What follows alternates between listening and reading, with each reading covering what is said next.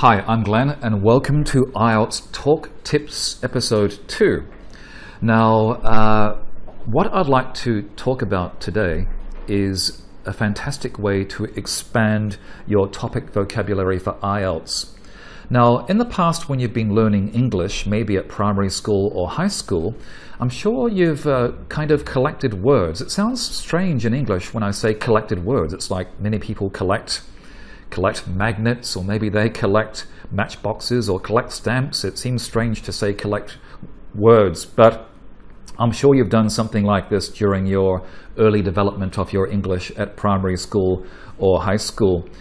But we're not going to do something quite like that when it comes to this thing which we might call expanding your topic vocabulary for Ielts. We want to try to develop a dedicated loose leaf journal. Loose leaf means a piece of paper like this. It's not connected to any book, and of course you can print on both sides.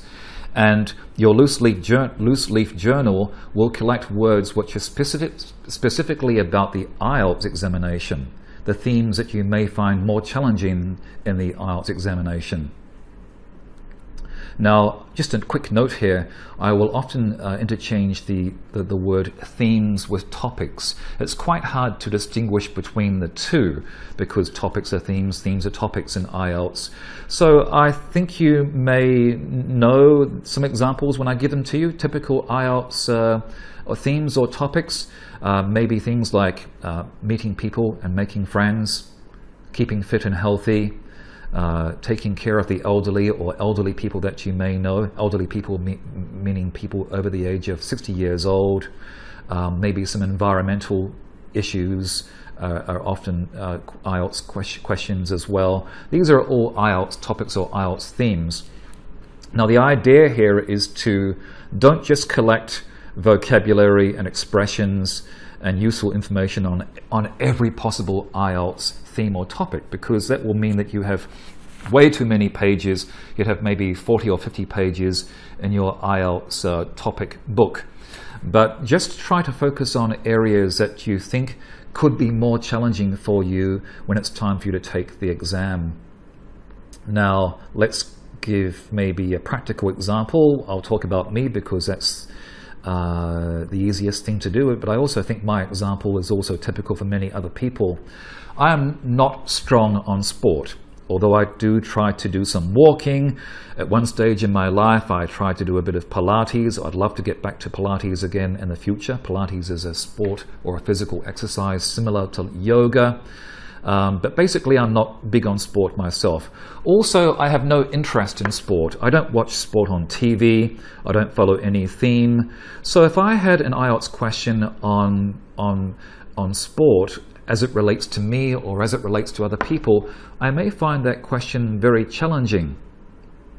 For other people who love sport, it will be a very, very easy question to answer, and I'm sure they'll be able to speak for 2 or 3 minutes non-stop about a sport question. But the idea is that for me and for many other people, if it's not a strong area, you would find it difficult to talk about for a long time, start to compile words and information about that topic.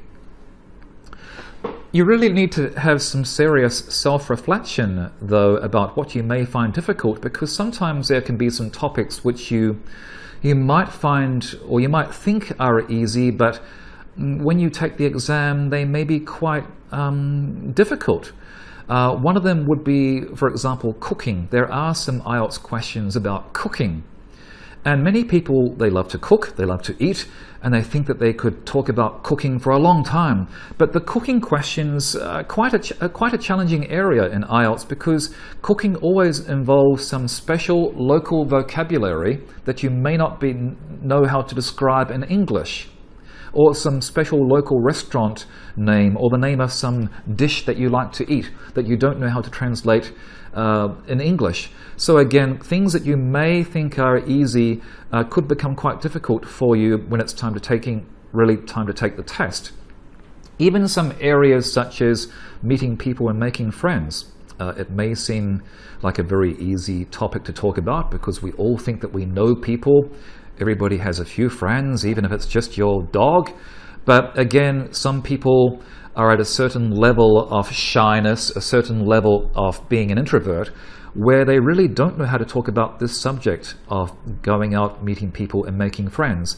So it's a very personal thing for many people. What could be a challenging topic area or a topic theme or a theme area in IELTS? What could be difficult for them? As I think I said, for me, it would be difficult to talk about sport.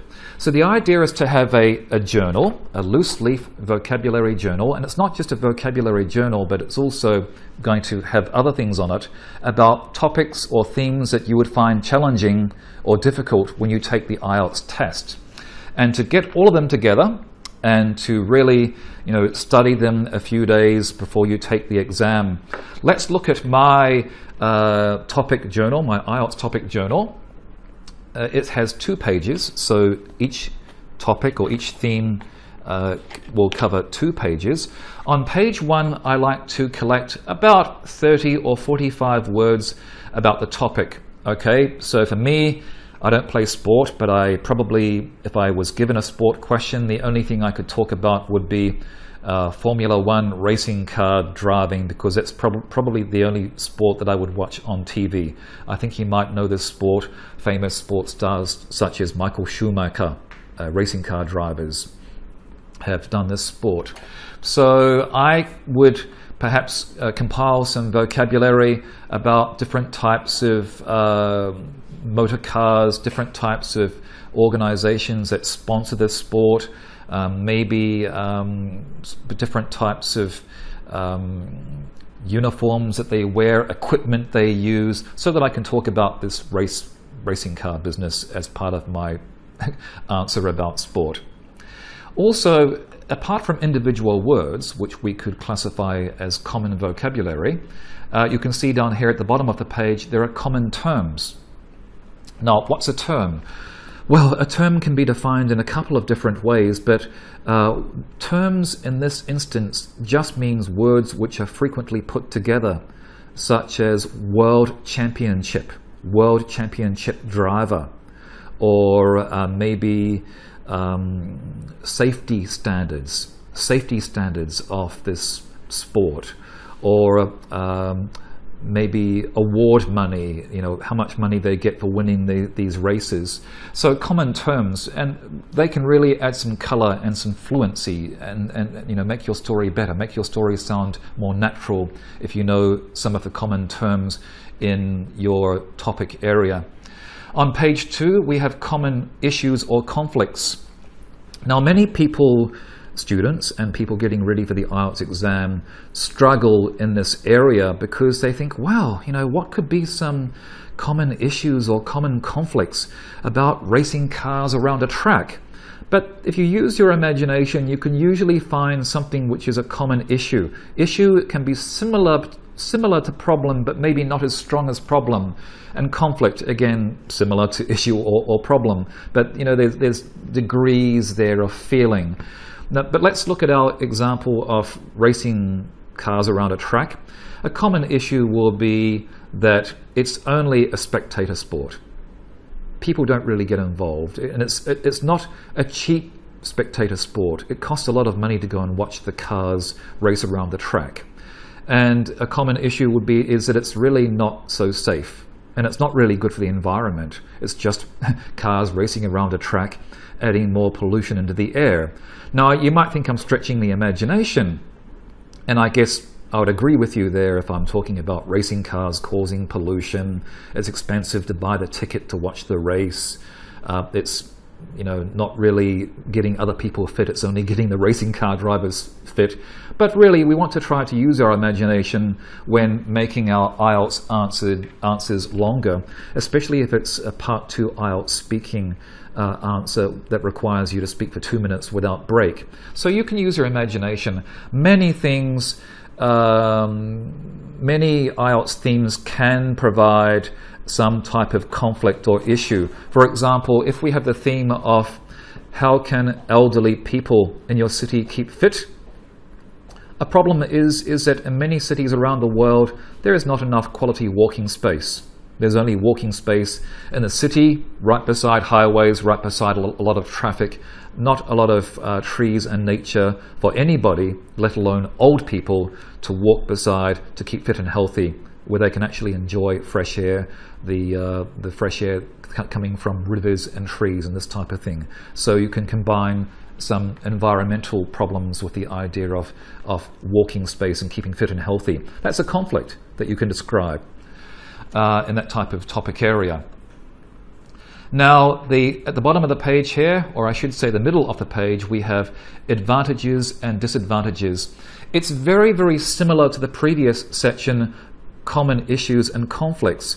But, you know, you can usually, again, use your imagination and find some advantages and disadvantages of both views. We could say that many people do like to walk in the city. Walking in the city, people can do some window shopping when they're walking. Or maybe walking just beside the parkland and beside the river can be boring for a while. It can be boring after some time because it's just seeing the same thing every day. It's going along the same track every day. But if you walk in the city, there are many different city blocks you can see. You can change your scenery every day. So again, use your imagination when it comes to the concept of advantages and disadvantages, or pros and cons. And the final part, page 2 of your topic diary, is your personal view or your perspective on things.